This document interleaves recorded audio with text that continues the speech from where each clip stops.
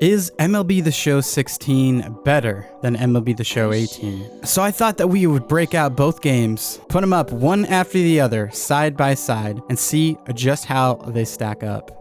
So if you're not following this one, MLB The Show 18 has made a lot of people unhappy with the hitting engine. Pitch speeds, fielding has really made it difficult for a lot of core players in the past. So I've been watching out for this and just kind of seeing the conversations from guys like Gunsky and Chesty, Cardinal Bird, Pitching Rebel, and many more, and it seems to be a pretty common trend. The fielding is not that great, but that's forgivable. But what is unforgivable is the PCI challenges, the actual hitting engine. So in addition to that, I've been seeing a lot of people talking about going back to 16, where it was a standout experience. So if you remember, MLB The Show 16 was really what catapulted MLB The Show on this upward trend. 13, 14, and 15 were solid years, but Diamond Dynasty was still learning and growing. 16 was the year that, with missions, with all the new card content that went the entire year, with the quite good hitting engine, that was the exact year that actually all of us creators on YouTube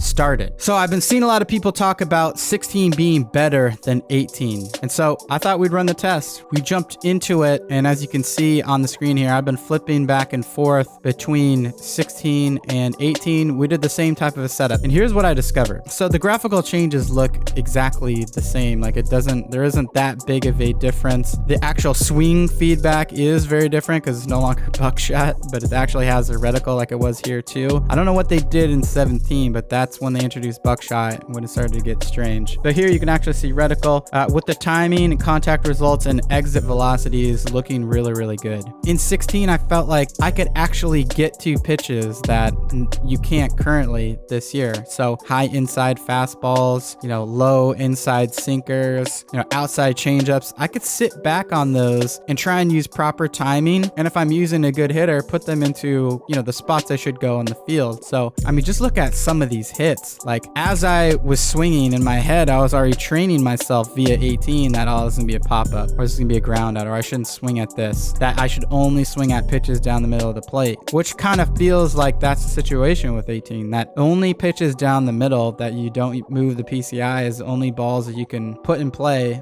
quite well. And so it doesn't make sense to swing at anything else, especially fastballs. But here with 16, I felt like I had power at the plate. Like, I could take even the best pitch, and if I had proper timing and good PCI placement, that I would send it into the gap, and that felt good. I really enjoyed going back to playing 16. And so verdict for me, I actually do think the hitting engine from 16 is probably by far the best of all the years. Now, they try to make some improvements with ball physics in 17 and 18. That seemed to change something.